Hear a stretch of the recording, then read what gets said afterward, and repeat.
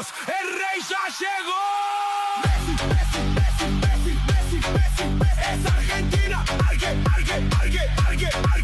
es Argentina, ვაგრძელებთ სოფლიო დღიურებს, შევედით სოფლიო ჩემპიონატის ყველაზე გადამწყვეტ ფაზაში. წინა ორი ეპიზოდი ჩვენ ჩავწერეთ ორ-ორმა, იმიტომ რომ მივლინებებში ვიყავით წასული.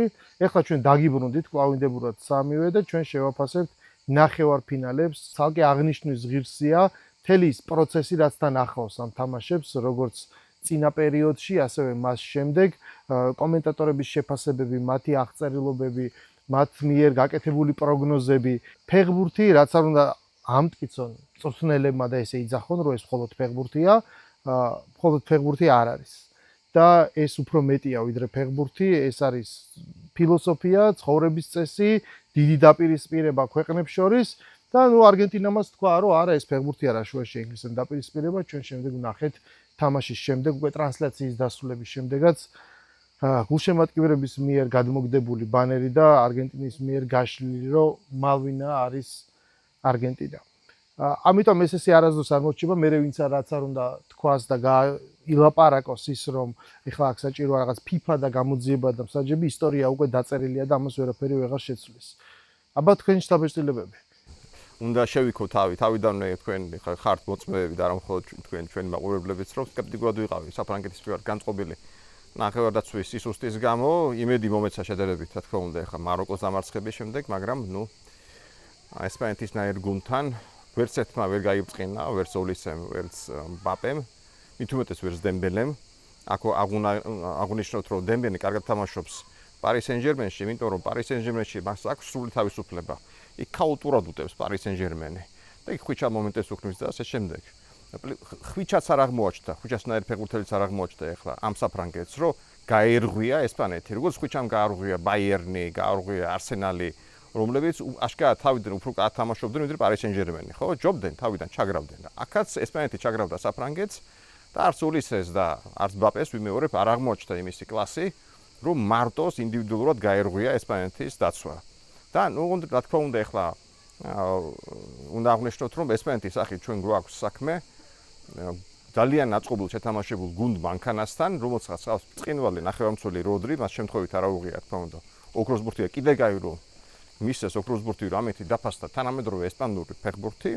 ჩვენ ნახეთ, ალბათ ერთ-ერთი ყველაზე კომიკური პატარა ნაწყვეტი ფოტო და ვიდეო იმის შესახებ, მერე თამაშის მერე როგორ იპოვნეს არგენტინელებმა ინგლისის მეკარის ეს წყლის ბოთლი, სადაც მთლიანად არის ჩამოწერილი მთელი გუნდი და სტატისტიკურად დათვლილი პენდლების შემთხვევაში ვინსაც შეიძლება დაარტყას და როგორ უნდა მოიქცეს, ხო? აი ეს იყო ალბათ კულმინაცია იმისი, რომელმაც გაამჟღავნა და გვაჩვენა როგორ ფიქრობს ესეთი გუნდი ინგლისი თავისი უცხოელი მწვერველი გერმანელი მწვრთნელით, რომელიც ცდილობს შექმნას იდეალური მანქანა და მოთამაშეებისგან ამოიღოს სასწაული. რამაც თავის შედეგი და სანახაობა წინა თამაშებში გვაჩვენა, იმდენად მომნუსხავთ, რომ ჩვენ თქვით, რომ მორჩა ამ გუნდებს ვერაფერი ვერ გააჩერებს, ხო?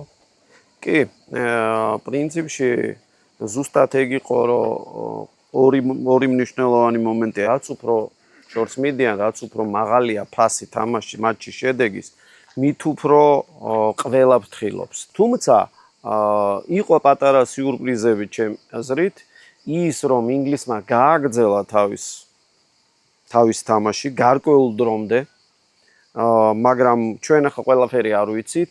მე ისეთი შთაბეჭდილება დამჭა, რომ ის პრესინგი, რომელსაც 55 წუთამდე ასე ვთქვათ, გაამართლა გოლის გატანამდე, იმიტომ კი არ შეიცვალა მარტო რომ თქვა ტუხელმა გადაწყვიტა რომ მარტო დაცვაში ჩამდგარიყო, იმიტომ რომ ფიზიკურადაც უკვე უჭირდათ ინგლისელებს, იმიტომ რომ ამ დროის განმავლობაში დაიღალენ. და აი აქ ზუსტად ის მესის გენიოსობა და მოედნის ხედვა, როგორ ანაწილებს თქვა ის იმ დროს, როდესაც ის თამაშობს თქვა და არის მოედანზე 39 წლის ადამიანი. ფრანგების შემთხვევაშიც მე მგონი რომ რაღაცა მომენტში იყო აი ეს შეცდომა მაგალითად დუეს არ გამოყვანა და ბარკოლასი. ოლისე როგორც ნახევარმცველმა და პლეიმეიკერმა ვერ გაამართლა, ბევრი რამე იყო მასზე დამოკიდებული, ვერ გაამართლა, იმიტომ რომ თუ შვედეთის შემთხვევაში შვედეთის გუნდთან გაუმართლა და თამაშის საშუალება მიცეს, აქ როდრის პირველ რიგში როდრი, რომელმაც მთლიანად გააკონტროლა მოედნის ცენტრი და როდრი, ოლმოს და რუისი სამკუთხედში პატარა ბავშვით არ ვენინებდნენ. შესაბამისად, დამსახურებულად გაიმარჯვა ორივე გუნდმა, ხო? კი, ჩვენ ეს ვნახეთ და თუმცა აი მწვრთნელების მომენტიც რა თქმა უნდა არის, მაგრამ ზუსტად იმიტომ რომ მწვრთნელმა არ იცოდა, ვთქვათ, რას გააკეთებდა ეს გუნდი. ანუ შეთავაზე სხვანაირი თამაში. არგენტინას ყავს მოედანზე თან მოთამაშე მწვრთნელი მესის სახით და კი ბატონო. ეგეთი არავის არ გააჩნია. აი ეს არავის არ. როგორც 70 წელს ბრაზილიას ყავდა პელე, რომელსაც სული თავისუფლება ჰქონდა მოედანზე. აი ესეთი შემთხვევასთან გვაქვს ახლა ჩვენ საქმე. რეკორდები დამამხობელი, მათ შორის საკუთარივე რეკორდების არსებობს ერთი ანტირეკორდი, რომელიც მან აქ დაამყარა, რაც ახლა თქვენ თვით ადვილი გამოსაცნობია. 618 ფეხბურთელია მსოფლიო ჩემპიონატზე წარმოდგენილი და აბა მერამდენი ადგილას გავიდა დაფარული მანძილით. ბოლო ადგილს. აი როგორც ჩაკრებს რო გახსნი, ხო, მან გახსნა სრულიად ახალი სივრცე და სრულიად ახალი სანახაობა, ახალი ფეხბურთი მან აჩვენა, როგორ შეიძლება უკვე გაჩნდა ტერმინი walking football, ხო, მოსიარულე ფეხბურთი, ანუ ქვეითი ფეხბურთი, რომელიც ადამიანი დადის და აკეთებს სასწაულებს საჭირო მომენტში. ამიტომ მე ყველა არ აღვნიშნე მთელი შეფასებები ისეთი ადამიანების, რომელსაც ესმით მართლა, არა მარტო ესმით რა არის ფეხბურთი, არამედ მის წინააღმდეგ უთამაშიათ. ერთ-ერთი გამორჩეული ალბათ და ყველაზე ერთ-ერთი ადამიანი, რომელიც ყველაზე მეტად გამწარებული ყავს, ეს არის სერხიო რამოსი, რომელსაც თქვა, რომ ნუ ეს იყო კოშმარი ჩემი ცხოვრების. ყოველი მასთან შეხვედრის წინ მე და პეპე ვარჯიშობდით. ბოლოს პეპე მეუბნებოდა, რომ აზრი არ აქვს არაფერს, იმიტომ რომ მარცხდებოდით. უბრალოდ პირველივე საშუალებისას ის რაღაც დაამტვია, წააქცია, იმიტომ რომ მეტი მასზე არაფერი არ მოქმედებს. და სერხიო რამოსი ძახის, რომ ეს იყო ყველაზე საშიში რამ და საშიში რჩევა. იმიტომ რომ მას საბოლოო ჯამში ვერ დაამტვრევ, მაგრამ ის გრძნობს, რომ შენ მას იმეტებ და მასში იღვიძებს ცხოველი. და შემდეგ ის აუცილებლად დაგჟის და ამის ფას შემდეგ იხდის ფეხბურთი. და ეს არის წარმოდგენილი და ჩვენ გულშემატკივარს, ვინც ბოლო 20 წლის განმავლობაში მესის კარიერა უნახავს და თვალი უდევნებია, მას არაერთხელ უნახავს, მას რა შეუძლია ამის გაკეთება, ხო? შესაბამისად, ნუ მისი დატოვება შეუძლებელია, მაგრამ მისი გაბრაზება კიდევ უფრო უარესია. 2022 წელს მოგებით, მან აჩუქა არგენტინას ის, რასაც ძალიან დიდხანს ელოდნენ. 1990 წლიდან მოყოლებული, ისინი ელოდნენ ამას, იმიტომ რომ დიეგო დამარცხდა იქ ფინალში, მათ უნდათ რაღაცა ის გამარჯვება და ეს იყო საოცარი პერიოდი. ნუ პრინციპში შეიძლება ვთქვათ, რომ ეხლანდელი ჩემპიონატის მაყურებელი იყოფა ორ ნაწილად. ყველა ვისაც ახსოვს აი სამი ჩემპიონატი 86, 90, 94, მარადონას ჩემპიონატები და ყველა ვისაც ეს არ უნახავს. იმიტომ რომ როცა ეს იციეს წინა ისტორია და შესავალი სულ სხვაგვარად უყურებ. მესი ამ ჩემპიონატზე ახერხებს სამივე ჩემპიონატის ერთად გადაწერას, ხო? ეს არის ინგლისთან თამაში დაუვიწყარი. ეს არის წაგებული ფინალი. ეს არის შემდეგ ადამიანი, რომელსაც მოპარეს თასი და გააგდეს, იმიტომ რომ ყველა მიცის, როგორ დაბრუნდა დიეგო, როგორ გაიყვანა მსოფლიო ჩემპიონატზე, რამდენი წონა დაიკლო, როგორ ივარჯიშა, როგორ თამაშობდა. რაღაცა მინიმალური დოზის გამო, რომელსაც არანაირი ეფექტი არ ექნება. მამუკას ეწერა კარგად ზუსტად სადღაც კომენტარში, რომ სინამდვილეში რა წამალი იყო ესა, იმიტომ რომ მისცეს რაღაც წამალი იქ ოვერდი კაუნტერი იყო რაღაცა ჩვეულებრივი, რომელსაც უბრალოდ ამერიკაში შეიცავს ეფედრინს და ეფედრინი არანაირი დოპინგი არ. მინიმალური დოზა იყო, არანაირი ეფექტი არ ექნებოდა დოპინგის.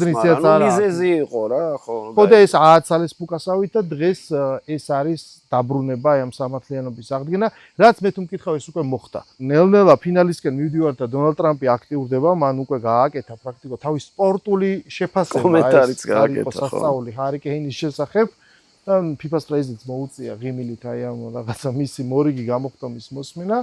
ნუ ეს არის ამერიკა და ეს არის სამართლიანობა ყოველ შემთხვევაში ნახოთ, როგორ განვითარდება, მაგრამ საინტერესოა ის, რომ ჩვენ პრაქტიკულად აი ამ ფინალების სახით ზუსტად იგივე წყვილებს ხედავთ, რაც არის ყველაზე საინტერესო. ფილოსოფიის თვალსაზრისით ესპანეთი არგენტინა გავს ერთმანეთს, ერთი არის მეორის მეტროპოლია და ამ ტერიტორიის ფლობელი და სხვა ტიპის წინააღმდეგობა არსებობს. ჩვენ დავინახავთ ესპანურენოვან ფეხბურთს ერთმანეთში და მეორე რაც იყო დაპირისპირება კლასიკური, ალბათ უძველესი დაპირისპირება შუა საუკუნეების შემდგომი, ხო, საფრანგეთს და ინგლისს შორის, ერთ-ერთი განსხვავება ის არის, რომ უბრალოდ მატჩის სტატუსია შეცვლილი, ეს ფინალი ქვია, მეორეს მესამე ადგილის ბრძოლა, მაგრამ წყვილები ზუსტად იგივენაირად დაჯდა. აი, რამდენად მაინც ექნება ინტრიგა და ინტერესი ინგლისის საფრანგეთის დაპირისპირებას. ინგლისის ალბათ უფრო ექნება, ვიცი, როდის გავიდა ბოლოს ნახევარფინალში. წარმატებისთვის დიდი არ მიუღწევ, ბოლო ფინალი იყო ევროპაზე. საფრანგეთი ძალიან ბევრჯერაა ნაყოფი ნახევარფინალში. და შესაბამისად შეიძლება ფრანგებს ესე მუღამი ქონდეთ, რომ მბაპემ გაიტანოს გოლები და დაასწროს ახლა მესის უკვე ბარემ, ხო? მეტი სხვა მუღამს ფრანგებისთვის ვერ ხედავ. 82-ში მახსოვს მე მეორე შემოდგომნა გამოიყვანეს და პოლონელებთან წააგეს მატჩი მესამე ადგილისთვის და სულ ესე იქცეულდნენ, როცა ვერ გადიოდნენ მე ფინალში 82-დან მოყოლებული. 58-ში ძალიან საინტერესოა გერმანიას მოუგეს მესამე ადგილისთვის თამაში და ფონტენმა 4 გოლი გაუტანა მაშინ გერმანიას და ამით დამყარდა მისი რეკორდი, რომელიც რომელსაც ვერავინ ვერ მოხსეს ვერავინ. ვერასოდეს ვერ მოხსეს ვერავინ. ნუ შემდეგ ჩემპიონატზე ცოტა მეტი თამაშები იქნება, ასე რომ. 13 მაინც არ ამგონია, ხო, უყურებთ ახლა რომ ახლა არავის არ გამოსდის, არც ჰარიკეინს, არც ჰოლანდს, არც ბაპეს. ხო, თამაშებს ხო, მაგრამ მანდ ერთი შესაძლებლობაა, რომ რაოდენობა კიდევ უფრო გაიზრდება, 64-ზე, ხო? ესე იგი უფრო მეტი გუნდი მოხდება და ჩვენ უკვე ნელ-ნელა მივეჩვიეთ და ვხედავთ იმ ანგარიშებს, რომ შეიძლება 7 გოლი გაიტანოს იმარა ხო. და ჩვენ გვახსოვს ის მაშინაც 90 წელს დაუბრუნდა და ოლეგ სალენკოს მიერ გატანილი 5 გოლი ერთ თამაშს და თხილაშიც გაუტოზება. არაბებს გაუტანა მგონი 3 გოლი და იმის წყალობით გაიჭრა. ხო, ეხლა შენ თუ 2-3 გუნდს ეგეთ შეხვდები და ამოტენი გოლებით, ნუ ბოლოს და ბოლოს სადღაც მოკლედ აღმოჩნდა რომ დაუმხობელი არაფერი არ არის.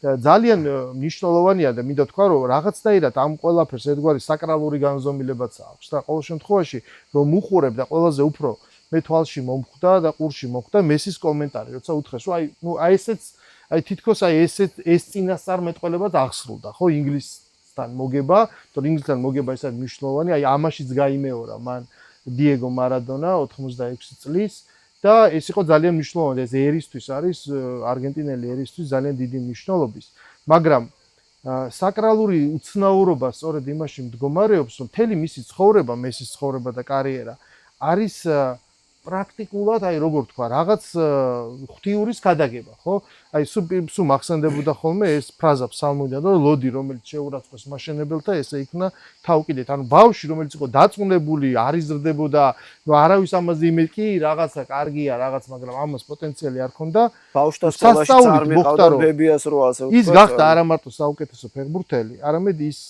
გახდა მან შეცვალა მთლიანად ეს ფეხბურთი და იგივე სერხიო რამოსი ამბობს ამ ინტერვიუში რომ მე ის საერთოდ არ მიკურს ის რასაც აკეთებს მე ერთ-ერთი მიკურს რომ ის ამას 39 წლის ასაკში როგორ აკეთებს რომ იყოს ისევ საუკეთესო თორე დანარჩენი მე მეტი არაფერი არ მიკურს მან პრაქტიკულად თქვა რომ აი ამ ფინალშიო მე ღმერთმა იმდენი რაღაცა მომცაო და ყველაფერი იმდენი გამაკეთებია რომ მე ღმერთს ვეღარაფერს ვეღარ ვთხოვ უკვე ამ ფინალში არგენტინელებს ჰიმნის დაკვრისას უკვე ეტყობათ რომ აი ის მომენტი გათავისებული აქვს რომ ისინი გამოდიან მოედანზე იმისათვის რომ მოიგო.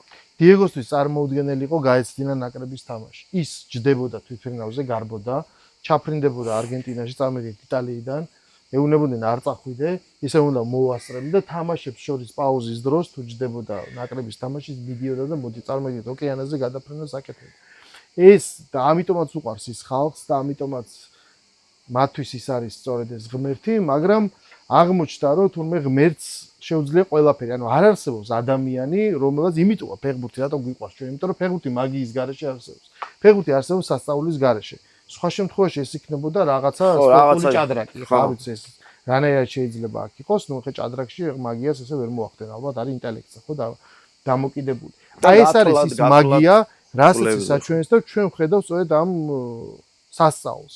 საბამისად მესის ეს ცხოვრება და მისი მიღწევები არის პირდაპირ როგორ თქვა, აი რაღაცნაირად ქადაგება ამისი, რომ ეს არის უფრო დიდი ჭეშმარიტება, ერთადერთი პრაქტიკულად მე ვფიქრობ, რომ ფინალში ისაც უპირისპირდება, აი სხვა წინა ეპიზოდშიც ხო თქვით, რომ ეს ძალიან საინტერესო იქნება დაპირისპირება, იმიტომ რომ მამა და შვილი.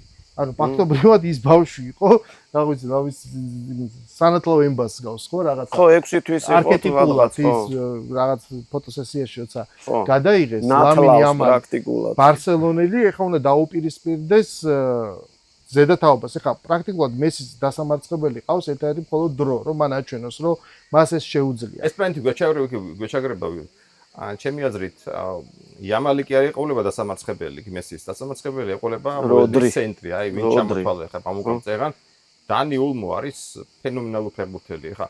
მე ხო ყურადღებით უყურებ განსაკუთრებით საფრანგეთის თამაშებს და ორი წლის წინაც ევროპის ჩემპიონატზე დანი ოლმომ ესე თქვა მოუთავა ფრანგებს ხელი და ახლა ზუსტად იგივე მოხდა. ძალიან ჭკვიანი მაღალი ინტელექტუალური ნახევარმცველი, რომელსაც შეუძლია წამში შეცვალოს ყველაფერი და როდრი ფენომენალური შრომის მაყურებლის ნახევარმცველი. ეს ამ ჩემპიონატზეც განსაკუთრებულად, ყველაზე მეტი ირბინა მე მგონი როდრიმ როგორც მახსოვს. კი, აი ზუსტად იგივე ვითარება რაღაც სხვა თამაშების წინ, პრაქტიკულად მთელი ფეხბურთელების წვრთნელის თუ ტაქტიკური ანალიზი იძლევა სერიოზულ უპირატესობას, ბუნებრივია შესაბამისად ჩვენ უნდა უყუროთ რა მოხდება. მოხდება თუ არა სასწაული კიდევ ერთხელ. ნახოთ როგორი იქნება ეს ფინალი თლიანად აი ამ ჩემპიონატის, რომელიც ძალიან საინტერესო დროს იმართება და გარკვეულწილად ახმიანებს კიდევაც აი ამ ეპოქის ერთგვარ სულისკვეთებას. აი ყოველ შემთხვევაში ჩვენ გვინდა რომ ეს ესე დავინახოთ. კი ბატონო. ისტორია ესე ხდება ერთხელ როცა ის ხდება და მეორედ როცა იმის მოყოლა ხდება, ხო? აქედან გამომდინარე ამის მოთხრობა უფრო მნიშვნელოვანია და ეს შეფასებები რაც კეთდება. დაგველოდით ჩვენ დაგვჭა ერთი ეპიზოდი, რომელსაც ჩავწერთ უკვე მას შემდეგ რაც დასრულდება ჩემპიონატი, ჩვენ ნახავთ დარჩენილ ორ თამაშს. მანამდე კი გამოიწერეთ ჩვენი არხი იმისათვის რომ თქვენ ნახოთ გაგრძელება როგორც ამ ეპიზოდის, ასევე ჩვენი სხვა პოდკასტების, რომელიც არის ცელი ისტორია, თორნიკე შააშენიძესთან ერთად და ეკონომიკა მოკლედ, მამუკა მახაძესთან ერთად. ჩვენი პლატფორმა კიდევ ბევრ საინტერესო პოდკასტ შემოგთავაზებთ, ამიტომ გამოიწერეთ ჩვენი გვერდი და გვიყურეთ.